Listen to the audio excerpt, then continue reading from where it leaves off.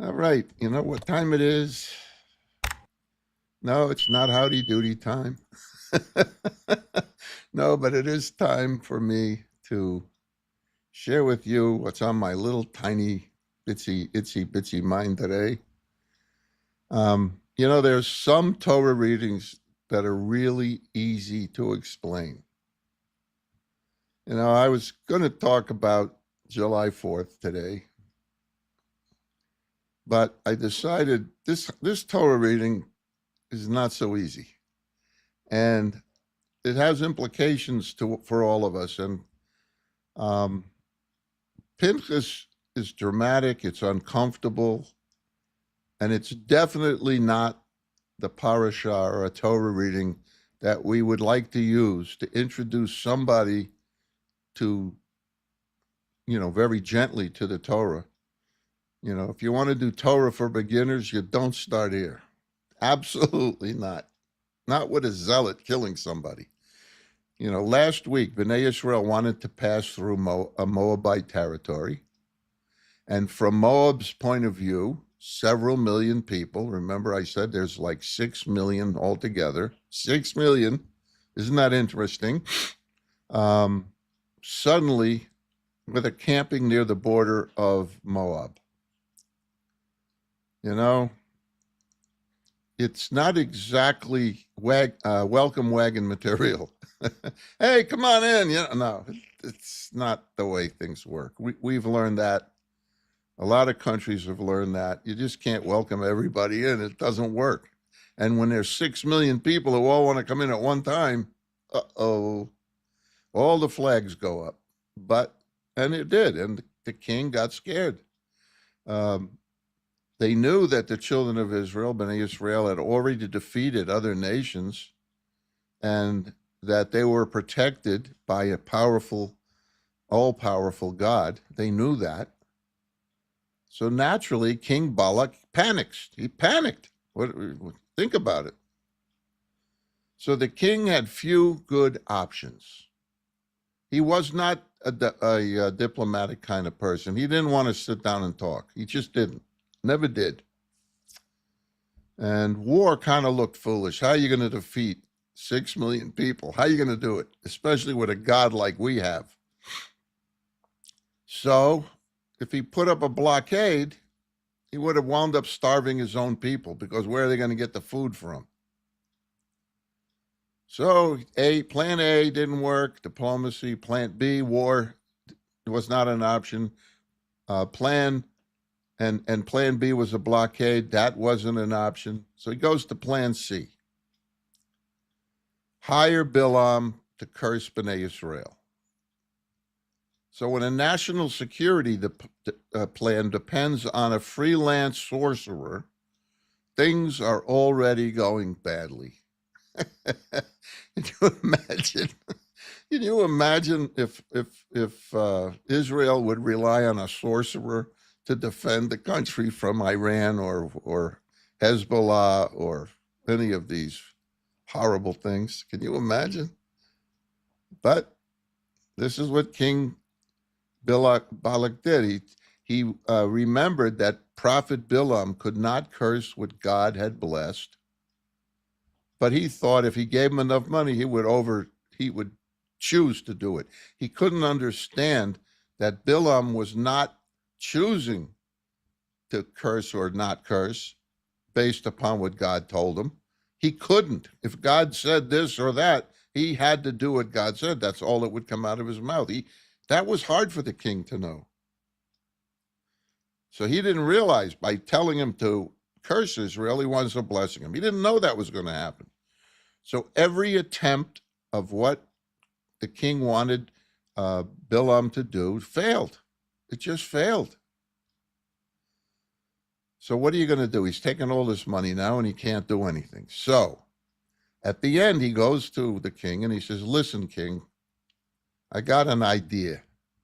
Oy, such an idea I have. Oy, Gewalt. Nobody ever had such a good idea like this. The Moabites took the men into public immorality and idolatry into Baal Peor.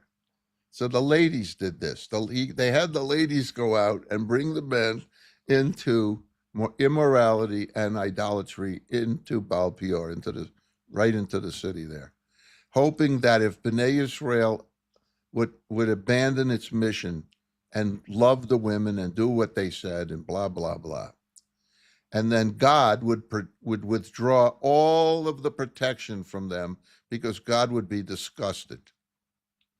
So, in other words, seeing their children, seeing his children, seeing God seeing the children doing everything wrong, God would withdraw the protection. Sadly, well, the plan did work for a little while. A plague did break out, and thousands of Bnei Israel did die. So the plan had some merit, but Zimri, the prince of Shimon, he was a prince of the tribe of Shimon, brought a woman, Cosbi, a Midianite princess, before Moshe and the people. Now remember, these were both very well-respected people in their communities. Zimri was a prince of Israel, basically, of Shimon, and Cosbi was a Midianite princess. And they, right before Moses and the people, right in front of everybody. It was not subtle. It was not private. It was basically a spiritual press conference that showed very bad judgment, rubbing God's people's faces right in the immorality of that particular thing. Just rub their faces in it. So at that moment, Pinchas understood what was happening. Pinchas got mad. Pinchas blew his stack. Now remember, he's a grandson, so he's not very old. And he knew that this was not just a personal sin between those two people. He knew it. He knew that. He knew it was the strategy of the enemy of how to defeat Bnei Israel. Pinchas figured this out. He could see it. He could understand it. Moab was attacking Bnei Israel's unity, holiness, and sense of purpose. Terrible. Pinchas acted decisively, and the plague stopped. Nobody died after this. It's kind of like when it didn't complete yet, but it was kind of like when after the United States and Israel attacked Iran, Iran started attacking all of its friends. Some friends, right? Started bombing their friends, starting sending missiles into their friends, thinking their friends would say, no, you can't do this, and tell the United States and Israel to stop. It actually backfired in their face. And that's about what's going to happen here. This is where the commentators have a struggle. Was Pinchas a vigilante, or was he the one person who saw the danger clearly enough to stop it? There was no courtroom at the time. They didn't have courts, international courts, or who cares about them? They're not so good. We have them now, they're not so good. But they didn't have any then, even to say they're no good. They had no process, no procedure, no international laws. They had no committees that would meet to figure out what to do. Like, there was no Department of War, there was no Department of Defense, there was none of that. All there was Pinchas standing there, looking at this, realizing it's a strategy to defeat Bnei Israel, and he couldn't stand it. He had to stop the horrible behavior on his own. And so he did. God's response tells us that Pinchas acted not out of rage, but out of the zeal for the covenant. He was a zealot for the covenant that God gave us. In other words, it says in the Haftorah, in the Torah reading, he turned back my wrath. and was rewarded with a covenant of peace. That is the paradox. A violent act restored peace. And you tell me, what could have been more of a violent act than the nuclear bombs dropped on Nagasaki and Hiroshima? It restored peace so fast it wasn't funny. It's hard for peace to be restored any other way because human beings are just terrible when it comes to this. So from a military perspective, Pinchas recognized that the enemy was not only attacking bodies, it was attacking morals, ethics, values, and identity. He knew it. He could see it. He felt it. It was obvious to him. Sometimes the most dangerous battlefield is not the front line. It is the place where people forget who they are. It is the place where people forget who they are. That lesson still matters.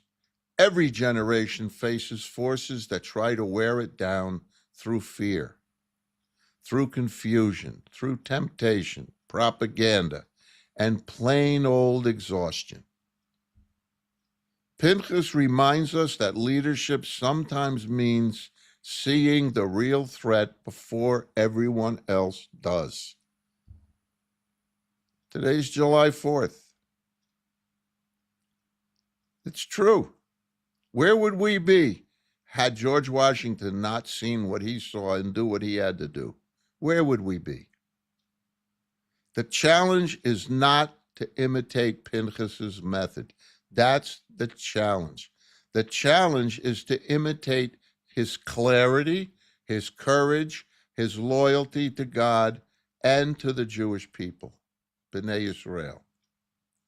In a world that often confuses noise with truth, and entertainment with wisdom, and sports with intelligence, we need people who will stand firm without losing humanity. Sometimes only history serves to differentiate that truth, because at the time, Pinchas was viewed as an inhumane zealot by the people, but not by God. Shabbat Shalom, God bless America, and Am Yisroel Chai.